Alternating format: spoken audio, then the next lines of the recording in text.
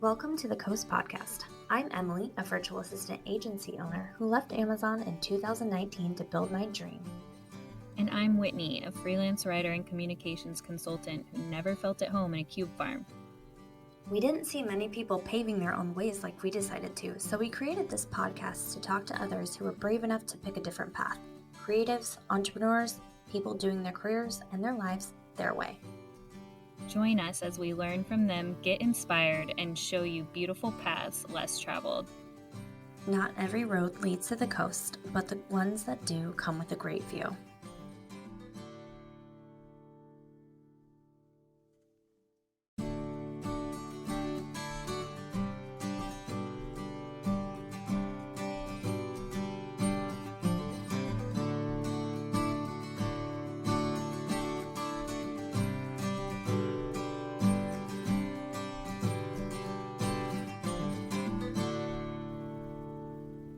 Hello and welcome to the Coast Podcast. My name is Emily Given and I own a virtual assistant agency right outside of Seattle, Washington. And my name is Whitney Popa. I own a communications consultancy in Edmonds and all over the interwebs. And today we have the pleasure of interviewing one of my longest people I've known in my career, Ashley Mann, who was one level above me when I was an intern at a PR agency that has since been purchased, but we were both in Ballard, and I remember begging them for the internship and then having Ashley there. We're the same age, but she actually majored in PR, so she was a little bit ahead of me in what she wanted to do with her life, and she was really kind of a saving grace for me while I was at the agency. I loved my time there. But it's crazy to be here with someone who has at least known a slice of you since you were 22 years old. And she's come so far and had a very winding journey, if I must say so myself, including a mobile tanning booth. And is now a full-time agency owner herself, pretty much. So we're going to get into that and her road to become just this on her own PR powerhouse. I hate the word maven. I hate the word pro, so I'm choosing powerhouse. Oh, I love it. Well, thank you so much for having me. I'm so excited to speak to both of you, and I'm just thrilled that you guys are on this journey and you're doing this thing, and that is so cool. I just think anything you have a desire to do, jump in and do it, and that's what you guys are doing, and it's awesome. So Thanks. Thank you. It took us a while to get here, but we're having fun with it. Didn't it take us all a while to get here? Right. And I still feel like I'm 18 years old. I don't know if you feel that, but I can't believe that it was 11, 12 years since we were at Duo together. Yeah, no, it is literally mind-blowing. I think I'm permanently stuck at 27. And so every year that I get further into my 30s, I'm like, wait a minute, this feels wrong. So no, but I mean, when you said, we worked together at Duo, which was a PR agency, gosh, was it 12 years ago? It has to be, right? Mm-hmm. Yeah. And I was there in 2009, I think. Yeah. It was just I always remember Whitney because you were then and still are the most incredible writer. Whitney, you have writing skills that are above and beyond. And so I always remember writing things and being I wonder if Whitney will check this for me before I have to submit it to get it reviewed, because I always knew that I was all right, if I have Whitney check it and it's okay, then we're good to go. So, but it was a fun, of course, it was just a fun, crazy time in your early 20s, living that PR agency life. So I have fond memories. Yeah. And it was so nice for me to just have somebody who was a little further along the path than I was, but really got it and was so good at everything. And there are a few things that I still hold in my heart from Duo. So they were a boutique PR agency, and their whole ethos was we only represent products and services that we would use ourselves. That's it. And they were all Mary Hill Winery, which won Winery of the Year while we were there, Savers Value Village, the Alea spot, Hyatt at Olive 8.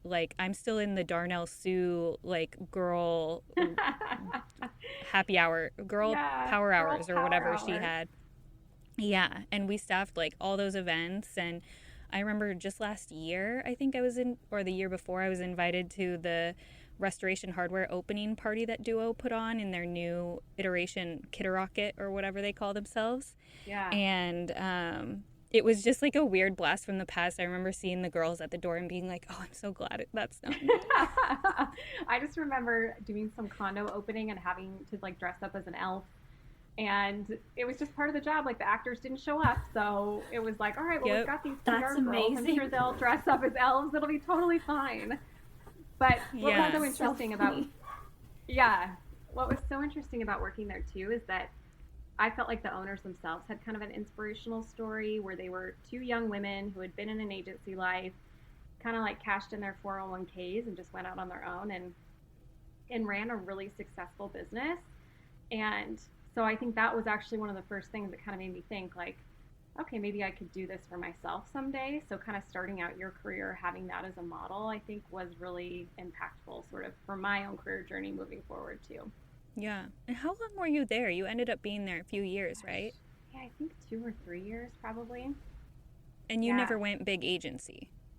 No, I only worked for sort of boutique, smaller, tech-focused agencies after that point. So, I mean, I took a break, like you said, and owned like a mobile tanning business. And then I thought I might want to be a dentist for a while. So I've definitely like come full circle back to the PR thing, you know, several years ago now. But I do think there is so much value in sort of, you know, not being afraid to explore different areas. And even if that means you come back to what you were originally doing, like sometimes the exploration in itself is so educational and valuable. So I was able to sort of come back to PR with a real appreciation for the type of career it is. And I think it is such a wonderful career, especially if you have an entrepreneurial spirit, like, you know, like Whitney's you've taken your PR background and spun it into sort of this job that you created for yourself that just matches your strengths so beautifully. And I think that is one of the amazing things about this field in itself is there's so many different directions you can go and so many different areas you can explore. And so, yeah, I'm really thankful. What was the breaking point for you of, like, I have a friend who just reached out yesterday, and it's funny because she's been on my mind where I'm like, oh, you just had your second baby, you're working full-time at like a very big company in-house. I wonder if you would ever want to go out on your own, but I wouldn't like, I don't project on other people what I want necessarily. She just has, as you know, my family members say, she's been on my heart. And so she reached out to me just yesterday wanting to take me to coffee, and I was like, yes, like you're thinking about this finally, like this feels like the right fit for you. Like it seems to me like from an outside perspective of watching you go down these different paths and explore different things that you always had some kind of inkling of like not this. And then it finally reached a point, like I read in your Business Insider article too, where it's like something has to give and I can't be under somebody else's structure, umbrella, whatever. Like what got you to that point of like, I'm ready now? You know, it was really a combination of things. And I don't think I've ever thrived really being very closely managed by other people. Like I've always... Preach. Yeah, I mean, I know you've had a similar experience. Like I always have felt that the connection wasn't quite there, or I wasn't quite appreciated for what I was bringing to the table. And I also wasn't very good at advocating for myself for a lot of my career. Like it's not my natural tendency to talk about, hey, I did this and it worked out so well, or, you know, look at these results I produced. That's just not my personality. And I think a lot of times in a corporate structure, the squeaky wheel gets the promotion, right? So a lot of times I felt like, you know, I have so much more potential than what I'm able to achieve kind of in this box. And so, you know, what really brought that full circle for me was I was running marketing for like a biotechnology firm, doing mostly PR stuff still. And they were allowing me to work remotely at that point, but as part of that, I had to fly back and forth to Seattle every Tuesday. I live in Spokane. So, I mean, not a giant flight, but during that period of time, I had gotten pregnant and had a baby. And so I just remember, you know, literally crying, like dreading having to leave every Tuesday and get on this flight and be away from my family. And sit in these meetings where I just didn't feel like there was a whole lot of productive activity happening, and sort of play into this structure that it just didn't feel like it fed my soul.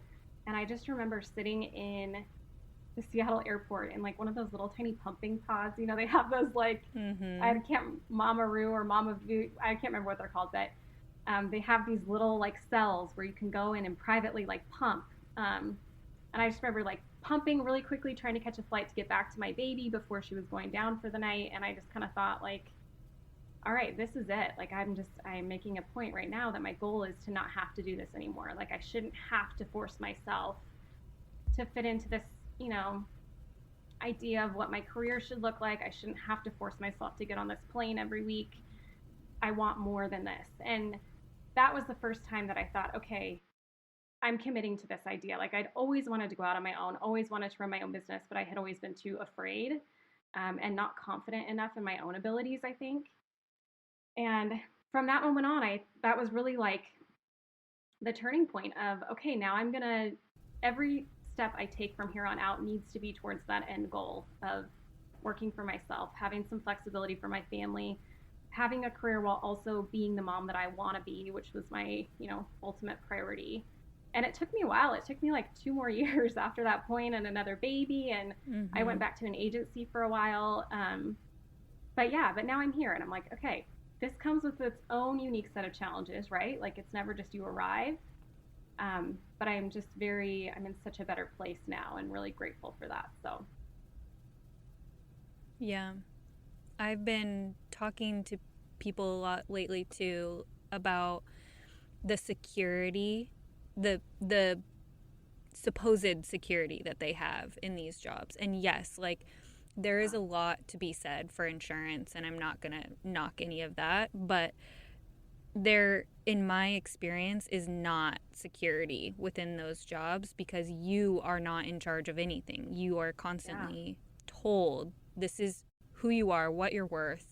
And for some people that works, and for me, I was always just like, ooh, like stop telling me who I am, what I want, what I'm working on.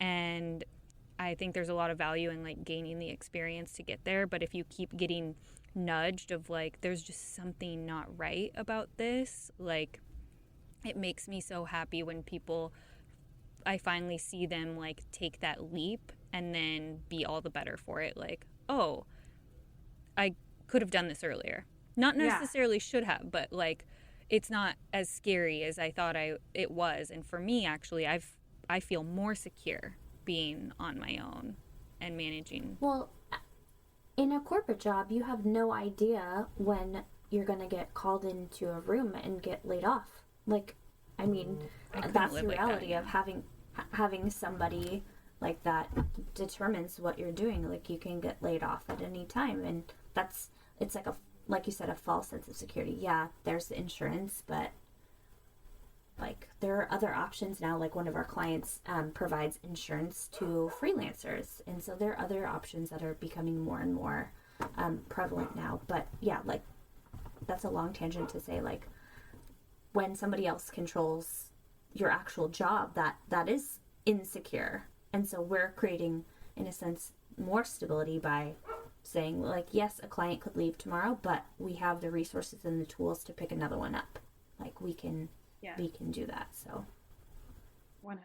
And I think that was so evident the past year, right? I mean, you saw all of these companies laying off people to sort of maintain the status quo as things kind of changed in the world. And it, now it's the opposite where they're trying to hire people back and people are saying, hey, this is not, I've discovered there's another way to live and you didn't take care of me during a hard time. So now when they're trying to hire people back, that's a real challenge too, I think the last year has, at least for me, sort of really refined,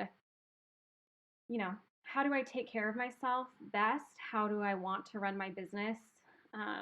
And what do I want my life to look like? And I think that's been a little bit across the board for a lot of people is, the security safety nets that you think you have in place, sometimes they're just illusions. And if it's on your heart to do something different or go out on your own, then there's a lot of reward that can come from sort of making that leap and not being afraid. And and being willing to bet on yourself, which I think is something that women sort of traditionally have a harder time with. Is, I see a lot of confidence in like the male colleagues that I've worked with in the past, or like the, male clients that I work with, and it's just a big discrepancy between talking and working with women. And, you know, there's something about the corporate structure that doesn't necessarily align with the skills that a lot of women possess, I think. So I think this is such a great option, is, having the flexibility of remote work now, no matter what your industry is, and kind of being able to take your career into your own hands and play to your own strengths. So Yeah. And I have a lot of feelings around that, and patriarchy and generational, silencing of women. And so this kind of like rise up of women who are being like, I have this idea and I'm going to go after it, whether you're in my ear saying this is how it is or this is how it should be. I'm not going to listen to that anymore. Sorry. So It's so cool to see, we have a lot stacked against us. So for us to go out and do it and bet on ourselves. And I found too, when I like lightly announced my business, I had so many people come out of the woodwork and be like, I want to give you, like, I want to refer you to this person, this person, this person. If I had known I had so many champions, I would have done it way earlier. Yeah. But I just kind of like dabbled and cheated on everybody to see if I could make it work. And then finally was like, no, this maternity leave is not going to do it for me, especially since I don't love my job. I'm giving half my salary to the babysitter who gets more time off than I do. So how is this going to work for me? I'm going to just hate my life even more. Like, not that I hated it, but like there was just no way that it was going to be feasible for me. So having that breaking point, like I needed a forcing function. And I think like we were talking about last week, I said recently, like the baby kicked me in the uterus to make it happen. Like I'm not doing it for my kids, but like they really were the forcing function. 100%. And it was the same way for me. It's sort of like once you have something else that you are so passionate about, as I feel like, I feel that way about my kids. Like I'm really passionate about raising really great humans. And so when you have something like that all of a sudden diverts some of your time and energy, you have to become really intentional with how you spend the rest of your time. So it's sort of this, what do I want to be doing in the times that I am away from my kids? And it better be really good to make it worth it, right? And I think what you said is so interesting about not wanting to promote your own business, or sort of not promoting your own business for so long, because I felt very similar. Like I didn't want to tell people what I was doing because I thought, okay, if this doesn't work out and I take another job or something, I didn't want it to seem like a failure, sort of. And I didn't realize that there would be so many people that would come out and sort of help me right from the get-go if they knew what I was doing. So being a lot more open with, being okay with saying, hey, I'm trying this out and this is what I really want to do. And being okay if it doesn't work out, which thank God it is, but, and then, like I said, just being your own champion. And it's a whole lot different doing it for your own business than it is trying to do it competing with a bunch of people in a corporate structure. So it's a lot of self-learning that comes with, as you two both know, like a lot of self-learning that comes with sort of embarking on your own journey. So you really learn how scrappy you are. Yeah. I can get a whole lot more done. Yeah, the strategies that work for you too. Like I was always so efficient. I remember when in one of my corporate jobs, this girl who sat right next to me, I was always waiting on shit from her. And she would take these 2-hour lunches and then come and do her cooler talk. And I was like, I need to deliver this thing and you're making me look bad. And then I would have to like send a passive aggressive email like, hey, bumping this to the top of your inbox from at her 2 feet away. And then I would just seethe and go home and be like, she's like messing up my whole day again. And I just hated relying on other people. And then of course, who gets the promotion? Her, because she's nicer. And I'm the one that gets the talking to for not being PR Whitney. That's what they told me. You need to be PR Whitney and be nice. I'm like, no, I do not need to be nice. I need to get shit done. and deliver to the client on a productive timeline. And I'm not being rude. That's the thing. I'm following up on something that this person, I was going to say a nasty word, this person owed me yesterday, but she was busy going to a yoga class at lunch and then staring at the doggy daycare window. And I know this because she was just talking about it. Oh my gosh. I don't know if you guys ever did, if any of the corporations that you worked for ever did those personality tests where they would like rank people by like animals or colors or whatever. And I had two different companies I worked for where we did this whole day long seminar and you answered all these questionnaires and you come back with these answers, and it basically ranks people based on, okay, like you're a leader or like you're a support person. And of course they attribute animals to them. So it's like, you're a tiger or you're a dove or you're whatever. And the whole time they're saying like, this is going to help us structure the teams better because you need a tiger in every team and you need a dove in every team. And like, and I always just remember, you know, coming out of that being like, okay, well, I'm this like sort of nice animal, like a rabbit or like a dove or whatever the category was. And then, you know, everybody else is like ranked as tigers. And all of a sudden it's like the company knows that. You're kind of like identified by this like identity test that you had to do, right? So it's really, you know, strategized so that all the tigers are the ones that get promotions and then the doves are the people that like will actually do the work behind the scene or whatever. Yep. And it's no. Yeah. I'm like, this is so crazy. We're still doing this in like 2020. Like, what is the world coming to that we have to identify people based on their basic way that they function in a corporation? Like, my life is about so much more than trying to excel in this area that's not meant for me to succeed in, right? Like the bureaucracy of it. Yeah, I'm never going to get to the top because I'm not willing to play the game, right? Yeah. So in what other ways can I succeed that will, you know, serve me better, that will make me better? Because I think going out into business on your own, you have to be really good at what you do because there's other people that, you know, are doing the same thing you're doing, that are competing for the same clients you're competing for. And a lot of it is that your name is now on the line, which I think makes you take so much more ownership in your performance and what you're delivering. And it's just a whole different level of sort of being invested in your work and sort of making your work part of your overall life and structuring your life in a way that makes you happy. And that's one component of it, you know. And there's lots of other things obviously vying for your attention at all times too. So did you launch around the pandemic timeframe?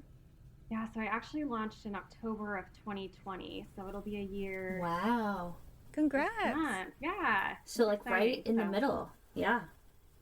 Yeah. I mean, I was working for an agency and I loved them. Like, they were great. I had a really wonderful mentor who had been a mentor for me for a long time.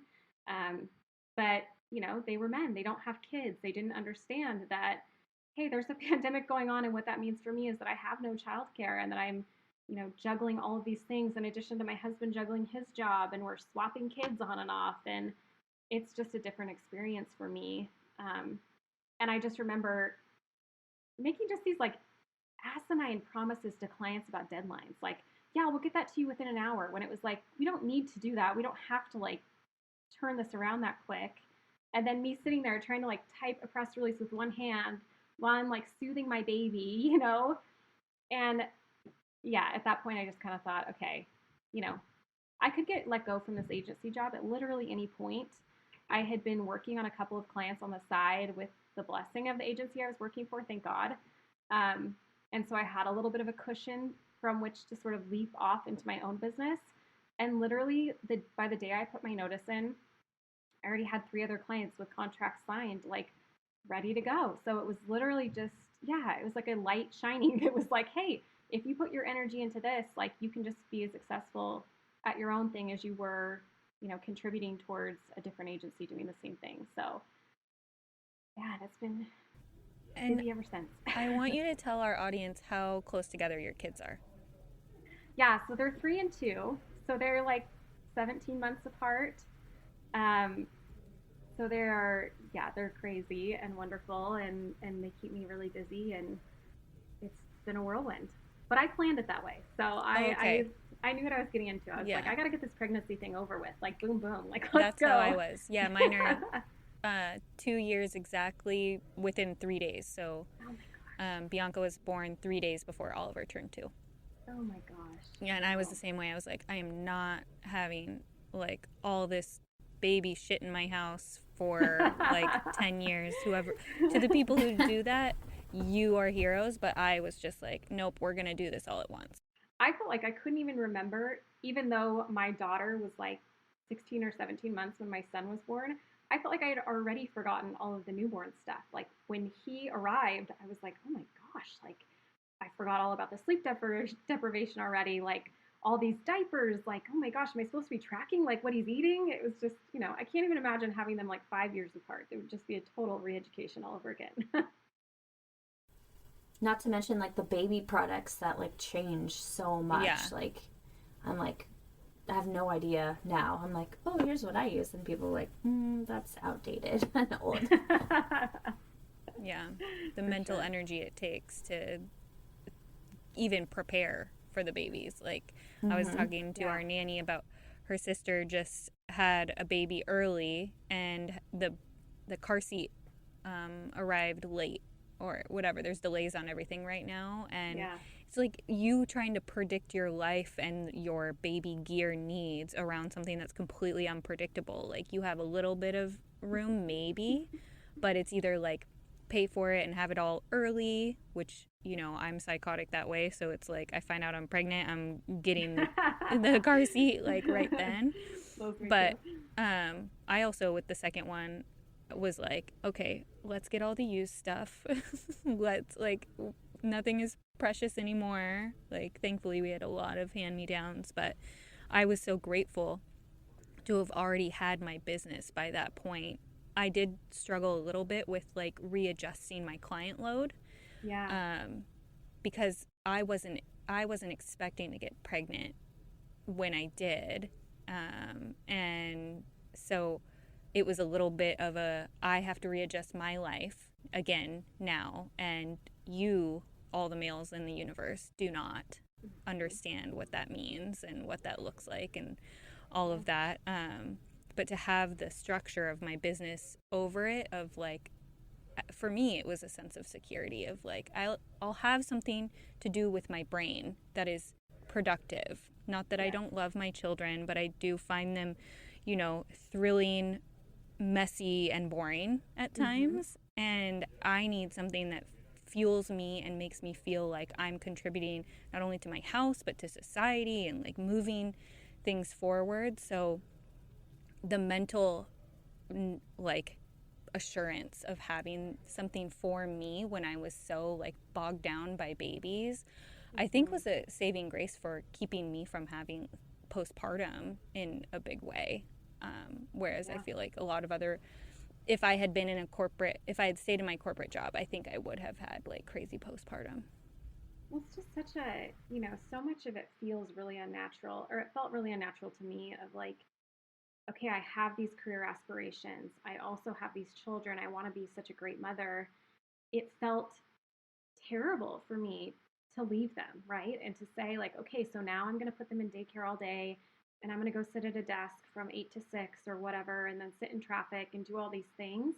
And I recognize that that is a reality for so many people, but I just wish more women knew that it doesn't have to be like that. Like, it doesn't matter what skill set you have. Like, if somebody's paying you to do that job at a company, somebody else will pay you to do that job on your own.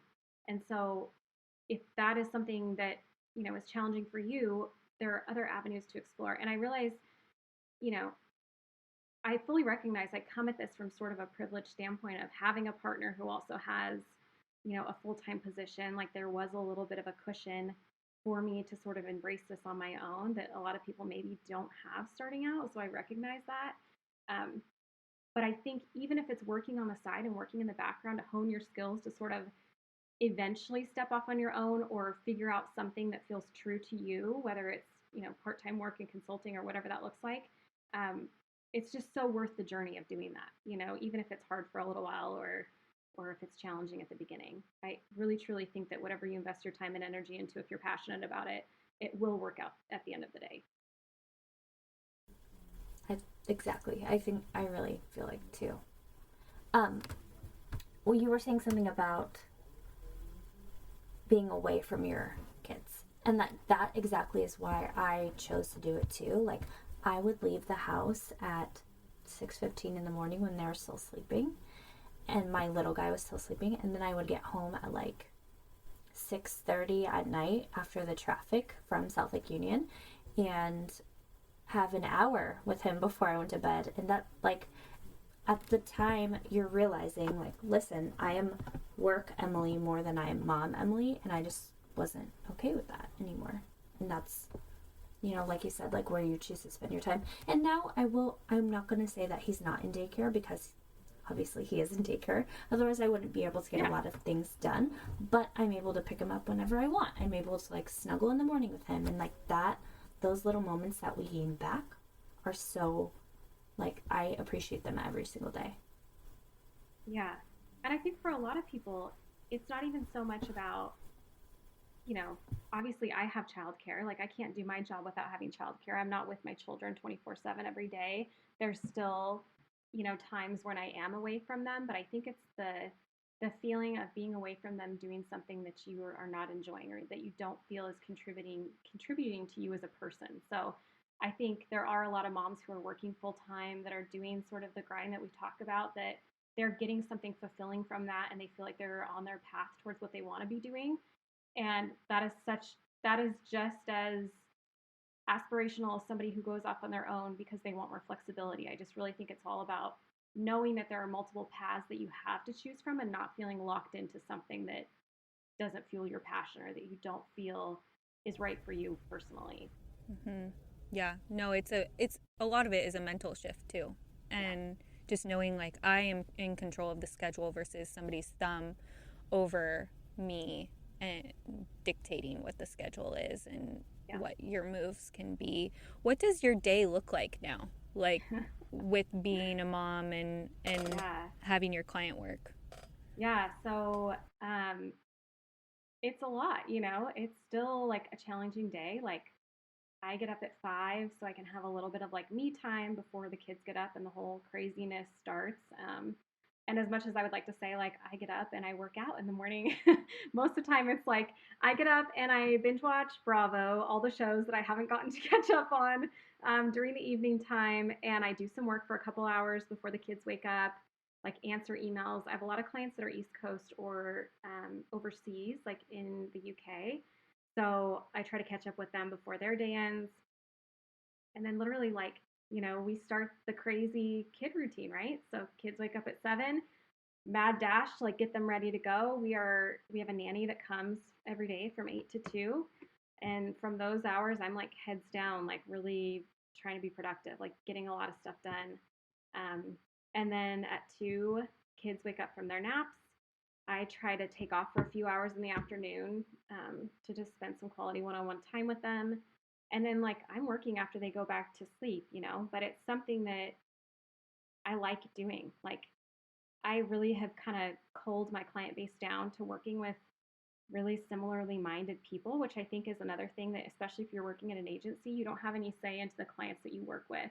And even sometimes if you're mistreated as, you know, the practitioner that's working on these accounts, you don't have the option of saying, hey, I'm no longer interested in working with you. You know, you really just have to kind of keep doing what you're told to do. And I think that has been something that's been really liberating for me being on my own. Is like, just last month, I told a client, like, hey, I think it's best if like we stop this relationship, just because it was affecting my mental health. And now I have a much better hold on sort of, you know, what is healthy for me from a business perspective, you know, like who are the people that are lifting me up and bringing my vibration higher versus, you know, meetings that I'm dreading going to every single week, or people that I feel like are not appreciative of the time and energy that I'm putting into them, or they're questioning everything all the time, which is totally fine to do, but there's a level of trust that has to be there for you guys to have a good relationship. So, yeah, so it's still a lot of work, you know, but now I feel like the more work I put in, the more I get out of it personally, in terms of, you know, personal growth, like expanding my skill set, monetary gain, of course, like the more hours you put in, it's good to see sort of the benefits on the other side. Yeah. And props to you for that. because that's hard to do. Yeah. In telling them like, hey, it's a breakup. I mean, it is. And It is. I just want to note also, like, PR, especially agency, is traditionally like the definition of bad boundaries. Yeah, Like, it especially really is. if you're the one as the day-to-day contact on accounts. So you, especially in the younger, lower ranks, like, your job is to be abused by the client. Like, Yeah, 100%. hate me for saying that, it's 10,000% true. Like, No.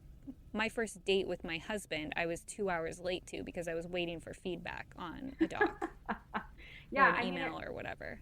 it really is, drop everything, bend over backwards to make this person happy. And early in your career, that sets a lot of bad boundaries for the rest of your career too, right? Like if Yep. that's how you kind of grow up in the industry and that's what you're used to. And I think even going out on your own, you are going to bump into clients. Like I have that sort of have that same mentality, having worked with agencies in the past. And I mean, I had to think about it for like 4 months before I finally did it. But then once I did it, it was like, okay, weight lifted off. Like you're being true to your own boundaries.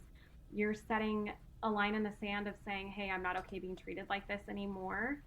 And, after that point, you just kind of tend to attract people who are similar to that, right? They have the same boundaries. They're willing to work within that. And it's amazing how, the universe or whatever you want to call it kind of aligns to sort of bring these people to you that are a good fit. That's what I was going to ask, if that spot like got filled super quickly by someone better, because that's usually what happens. Yeah, I actually signed 2 new clients that same week that were both like female founders, like truly wonderful, just all have kids, willing to work with you. Like, yeah, it's just you make room for better things to come along. Exactly. I say that so much. Yeah. One of my biggest gripes with at least my corporate career was that I never felt like I could show up as my whole self. So the fact that now, like, the clients that I'm attracting are other moms or just get my life and we get each other and we're here to help each other. And that is just, I didn't realize what a weight lifted off of me it would be, of like, oh wow, I can like be honest about what my life is and that I have these 2 kids. Like, I feel like we have to pretend to be these like unnatural superheroes when if we already are superheroes, we're just working and delivering things at the times that make sense for us and our family, and there's nothing wrong with that. That's what I always found so bizarre. Like, even when my dad was sick and I was at the PR agency, they were like, they moved me off the team, and I remember just being so like, wow, like these people do not care about you. Like, it's all the bottom line. And I knew that, but it was just so obvious. Like, each of these things where I had like real life things happen where I was just so unsupported. And so to see other women in that place of like, I'm doing it on my own, and I'm looking for and attracting people who understand that like there is life and there is work and they are, obviously combined, but we can't pretend that the other doesn't exist. Yeah. No, 100%. I think that is the, motto of a lot of the agency structures is it's, client first, and there's never any interaction about what's going on behind the scenes, even when things are really challenging. And I think, Whitney, this is something that you've talked about before that really resonated with me and something that I personally struggle with that I've been working on, but this sort of cycle of responsiveness where it feels like because we are so connected all the time, whether it's text or email or Slack, that we owe the person reaching out to us an immediate response on everything. And it's really not necessary. It's like they won't know if you're in a meeting for an hour or you're just taking an hour to yourself to sort of, realign on what your goals are for the day, or doing a yoga class or anything that might serve you better in the long run. You don't have to kind of drop everything and tell them immediately, like, yes, I'll get that right back to you. And that's been something I've had to sort of like train out of myself after, 12 years working in the PR agency world. And that's helped my mental health and my productivity so much, because you can't really do your best work when you're constantly interrupted by a million other things, whether it's, kids or whatever. Just earlier this week, I turned off my Slack notifications, or figured out how to do that, because it was constantly, I am on 4 Slacks. And I'm like, I just can't look at that all the time because it's like so deeply affecting my mental health. And I saw a tweet the other day that said like Slack is just one long ongoing email, and I was like, ooh, that hit. It is. Yeah, it's supposed to make you more efficient, but I honestly feel like it's more distracting than anything else. Just constantly seeing that little red like bubble down in the corner of my toolbar. I'm like, okay, what are they saying? You know, like what do I need to pay attention to right now? And in reality, it's nothing. Like unless it's a true fire, everybody can wait a little bit longer. And I saw this email sort of strategy that I've been trying to use the past few weeks, where it's you only check your email 3 times a day at 8 a.m., at noon, and then at like 3 p.m. And the goal is that you can actually get some focused work done because a lot of my work is writing and compiling materials and doing some sort of heads down stuff. But I was getting so pulled into my email every 35 seconds when somebody would email me with a request. And the goal after you check it is to get to inbox zero. So whatever you need to do, like add it to a to-do list, respond right away. You have 30 minutes. And it's kind of a game. It's like, go, see what you can get done. And it's really improved sort of, you know, my my challenge of always hopping in and sort of going in a million different directions at one time, and also has kept my inbox a lot cleaner. So something to try. Yeah, I've tried out a couple tools too that lock you out of it and don't let cool. you. Yeah. And on my phone, it was so bad for me that I figured out how to not make the number show up at all on the little email icon. And then I moved it completely off of my bottom bar. So I created barriers for myself where I have to search for it to check it. That is really smart. I am such a neurotic email checker. Like I need to work on that because I literally am like always refreshing, like, okay, I have this. And there's some sort of sick comfort in it. Totally. In feeling like you're valuable or something. If I were to go on like a vacation, or I don't camp, but like camping or something where I really don't camp, where you would not have signal, like I have major anxiety about it. Like, oh, me too. If I'm getting a massage and I put my phone in the locker, like I feel panicky. Like I have to train myself to not feel that way anymore. It's so hard. Especially at being a business owner, you're like, what if everything burns down? Like it's not going to, but you just feel so much responsibility. I went to this yoga class yesterday, and it was a fundraiser for like a really great cause. And so I had scheduled it into my day that, okay, from 9:30 to 10:30, I'm going to this yoga class. Well, our family, our nanny ended up coming down with COVID last week. And so this week we've been, I know, luckily she's fine and everything is okay. And we weren't exposed, but, so this week, my husband and I have been back to that sort of like really deep, like pandemic juggle of like, okay, what time are your meetings? Okay, what time are your meetings? And trying to work it all around. So it's been kind of a stressful week. And I thought, all right, I'm going to go do this. Like, I'm going to take this time. And the whole time had such terrible anxiety because I just knew like a million things were going on at home. He was juggling meetings and like trying to take care of the kids. My iWatch was like pinging me the whole time while I'm like in downward dog. I'm like, all right, this is, not sustainable. I won't get one for that reason. Too many notifications. It's very smart.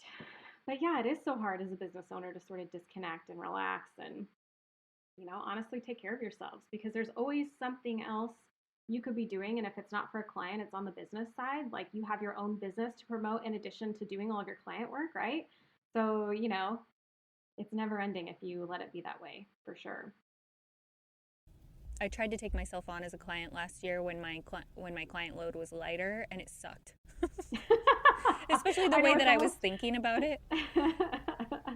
You almost have to like hire somebody to promote your business while you promote other people's businesses. Mm-hmm. That's what Emily did. Emily had somebody else running her Instagram. Yeah, I mean, honestly. I did. And I imagine, Emily, with your business too, with like what you're doing, you can't really turn off and be non-responsive. And same with Whitney, because you guys are, Emily is doing virtual assistant type stuff where it is very much based on responsiveness. And Whitney, with you doing social media, like that has to be a real challenge if you can't just really walk away from it. Yep.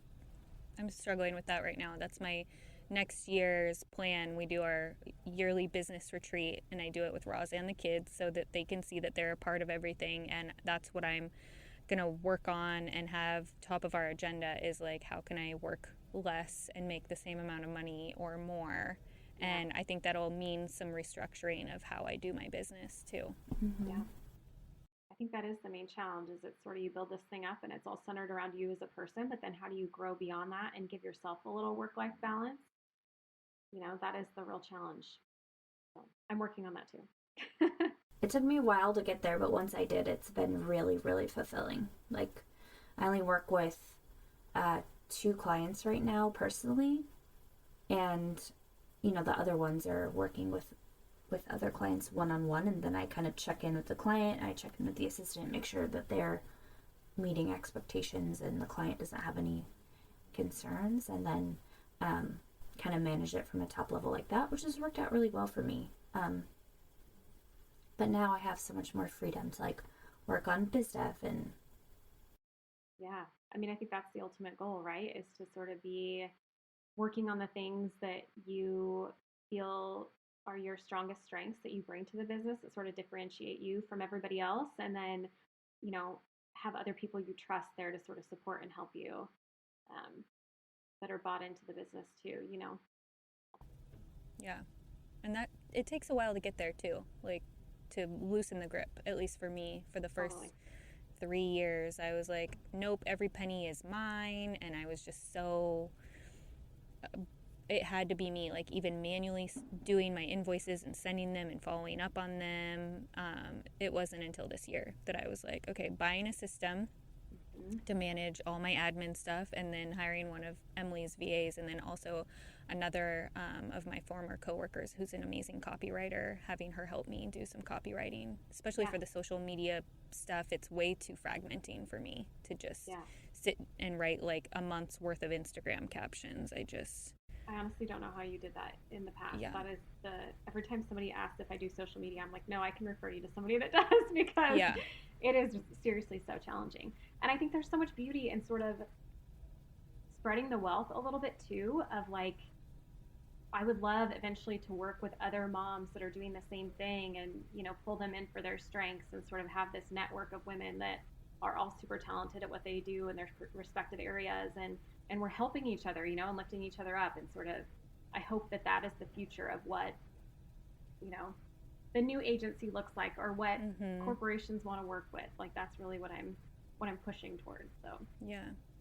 And you do an amazing job on LinkedIn too. I know that's part of your strategy of like posting once or twice a week there, and like you put a lot of thought into what you say, and I'm always like, yes, I like give you the clapping every time. I've fallen off the wagon since we've been home with the kids, but yeah, and I think that is sort of like an underutilized social network, right? There's not a whole lot of people in different areas, especially female voices, that are really, you know, talking about different areas.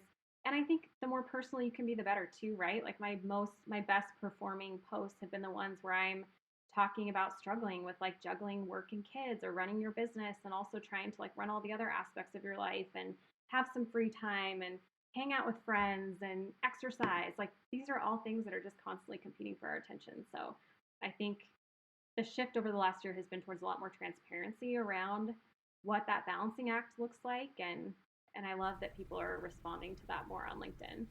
And social media, not LinkedIn so much, but even LinkedIn, social media generally has been so toxic for people in seeing that level of perfection that they find unachievable. And because people are just putting out their highlight reels. So to me, it's baffling that we like don't see these stories, or we're so appreciative of like, oh wow, somebody else actually is honest about what it means to have 2 kids and be a working mom, rather than like, oh, how does she do it all, you know, like just putting it all out there in a way that isn't victim-y, isn't, you know, super look at me, but is just honest. The fact that that is so new to people is really sad to me. And so to see people like you out there like telling those stories, I think is just incredible. Well, I think, that message of perfectionism makes people think that they can't do it. And my goal is for people to know that you can do it, like there are ways to get this done. There are options for you. I always felt, for so long I felt like maybe this is my only option is to like work for, get my salary job. I'll make my way up through an agency and then eventually like I'll reach the place where I'll manage other people and maybe things won't be so crazy and maybe I'll just be happy with that, right? Um, and that just was never fulfilling enough for me. But I was always too scared to like take the next option of like kind of doing my own thing. So but once I did it, I would, like you said, Whitney, I couldn't believe that I had waited this long to do it. And I think there is so much value in building your skill set and feeling confident before you go out on your own. But I can 100% say I've learned more in the last year running my own business and working for my own clients than I ever did in my entire tenure in an agency. So even the stuff that you don't know, you can learn, right?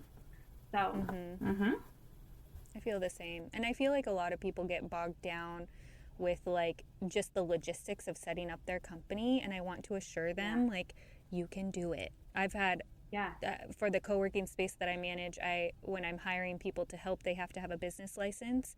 And a lot of people denied the job because they didn't want to or didn't want to figure out how to get a business license. I'm like, you guys, this is just a gift you're giving yourself. It's not that hard. It's not that bad.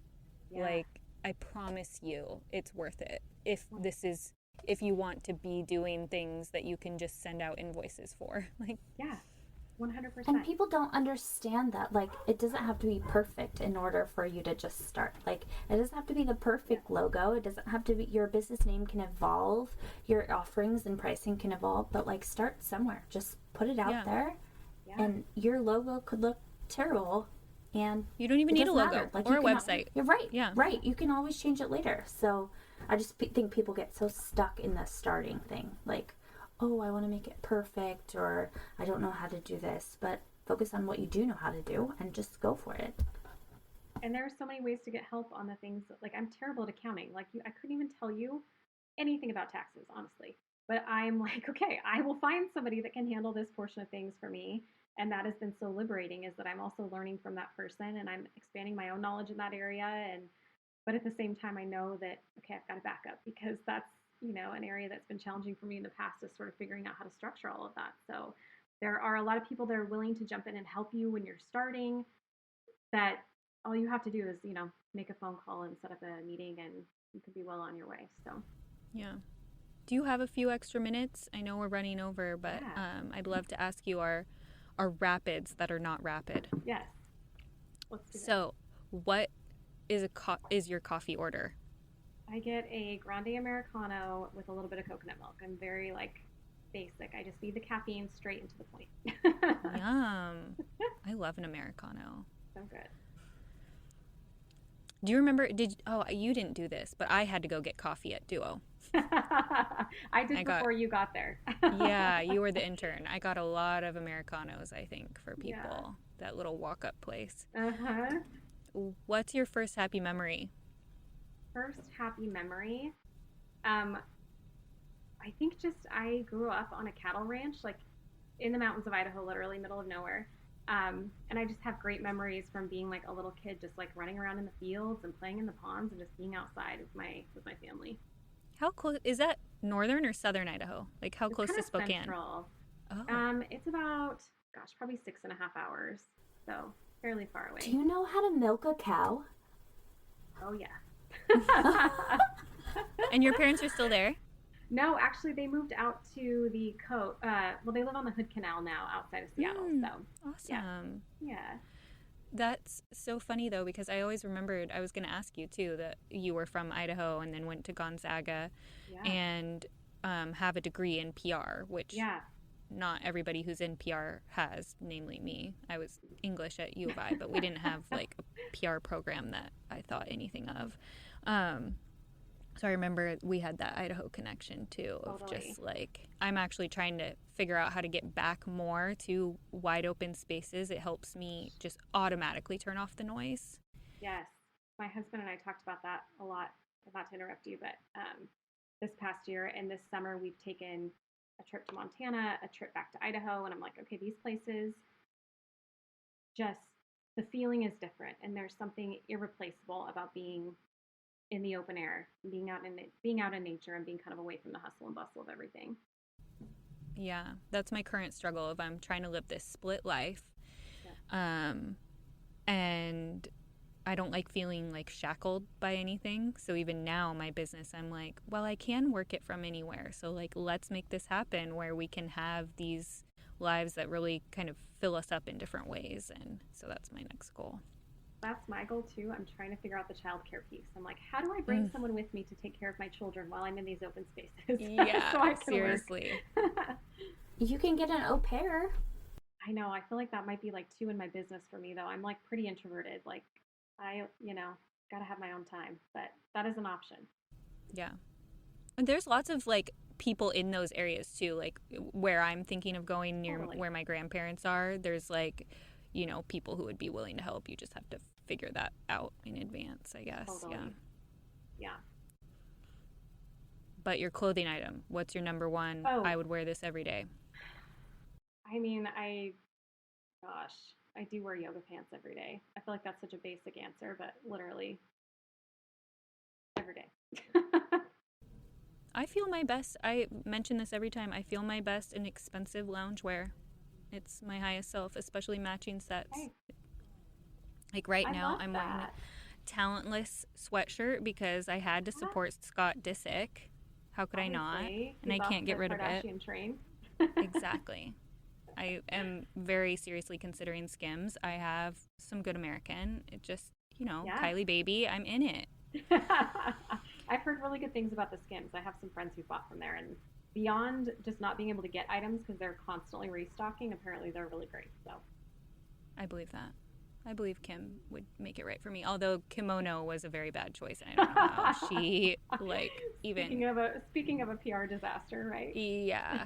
I was just talking about my friend works at the FBI in Pocatello, and I'm like, oh my God, how are you not on the Jen Shaw case or the Gabby case? Yeah. And Dog the Bounty Hunter is giving you guys a real PR firestorm. Gosh. And I'm in it for Dog making this happen for us. And anybody who believes that the FBI is actually like going to be efficient and not totally bloated, like, is crazy and has not lived. But at the same time, I know that they don't even care a lick about that PR firestorm. Like, they probably don't even have a PR team because they're like, whatever. 100%. Also, Pocatello has the FBI. Yeah, more like... I don't know if I'm allowed to say that, but yeah, there's an FBI office there. Wow. Yeah, and it was like a 2-year interview process for her, and I was apparently on her list of people they were going to call for her background check. I never got my call, so I was kind of disappointed about that. I would have loved to hear what the questions were. Yeah, right? That is crazy. But it makes sense to me that there would be a FBI place in Pocatello, now that I know. Yeah. What's the best business purchase you've made in the last 6 months for under $100? And you can totally cheat on this because these are your rules. If you have something that costs more and it's been more than 6 months. Purchase. You know what? Actually, I bought Grammarly, which I was sort of like, okay, this is stupid. Like, I write for a living. Like, I'm pretty sure I'm catching everything. But given how many clients I have and how much I was, like, churning stuff out, it has been such a lifesaver, like, to just have it check my writing and make sure there's nothing that I've missed. And sometimes I ignore the suggestions because they're kind of, like, old school, But, no, I honestly think it's been such a game changer for me, just from a mental health standpoint. I would always send an email and be like, oh my gosh, did I say that right? Or what if there was a typo? Or, so... Yeah. And it's really amazing what your eye does not catch. Especially if you work on something for enough time, like several hours into something, I'm rereading it again and I'm missing a million things. So it's a good backup for me. Yeah. My client added me to her account and it just added the toolbar to everything. And then Grammarly is everywhere.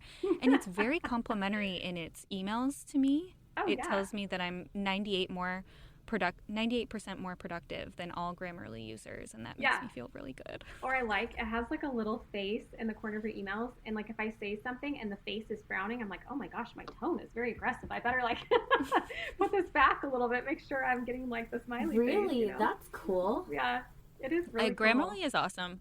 Yeah. I like it. That's a good one. And the last question is, what is lighting you up lately? I think, honestly, like, just life in general has been lighting me up lately. Like, things are just really good. Like, I'm so proud of, how my kids are thriving. Like, they're so happy, and, like, that is such, like, a main priority for me. I feel like I'm finally getting to a point where I'm not having that anxiety at the end of every month of, like, okay, are all my clients going to stay? Well, if one leaves, am I going to be able to find a new one? Like, I'm finally reaching that freedom point of saying, okay, it's been a year of doing this. Things are working, and if somebody's not working out, then there's always opportunity around the corner. And that's been really like a point that I've wanted to reach for a long time that I finally feel like I'm getting to.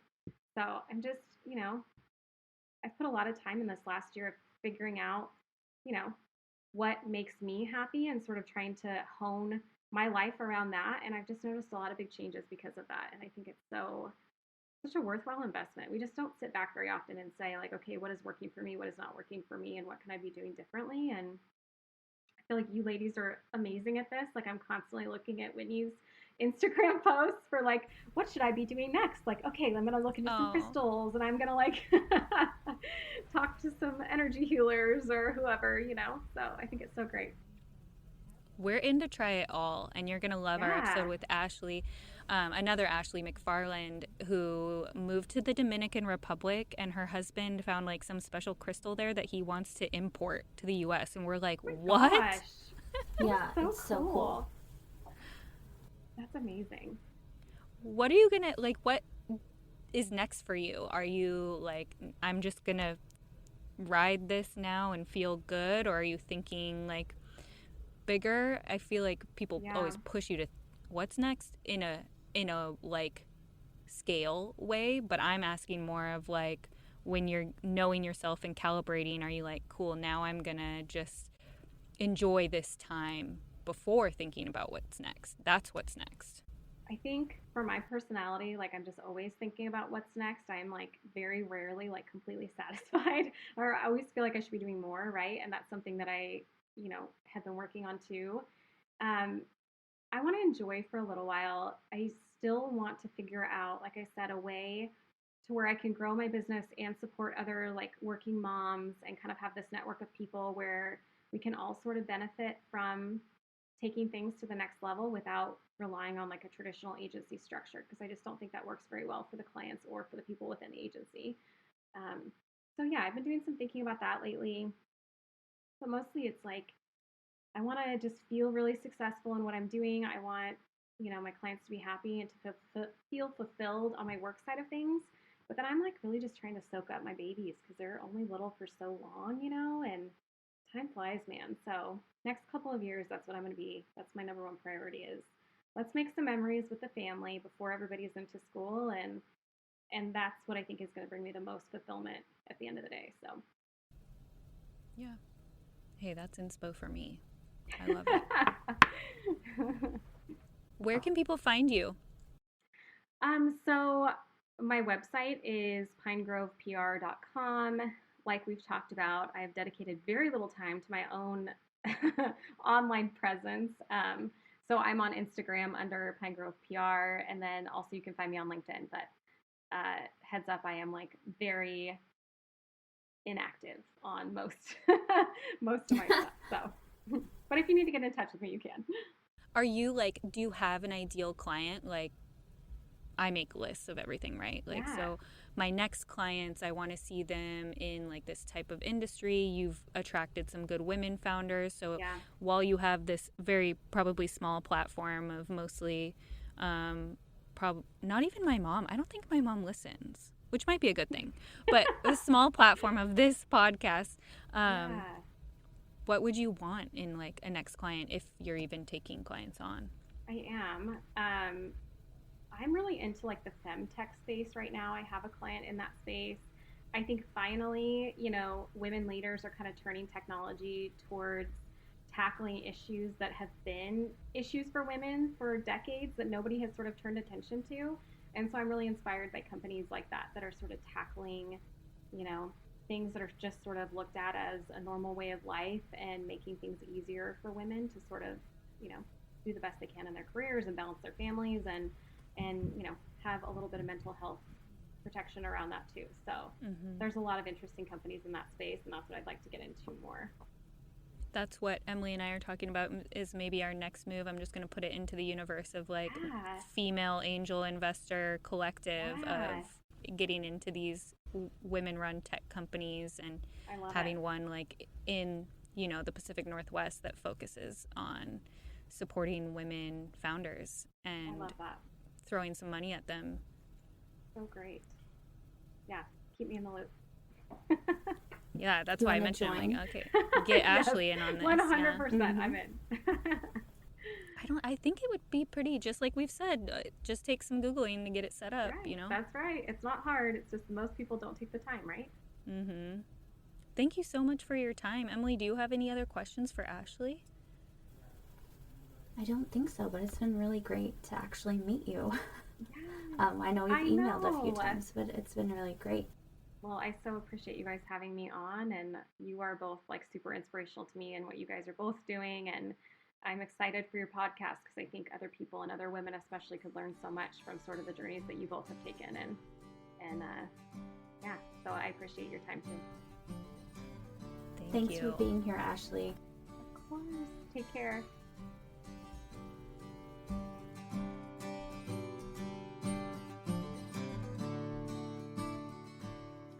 This episode's music was provided by Sloan Best. And editing provided by Kayla Shue.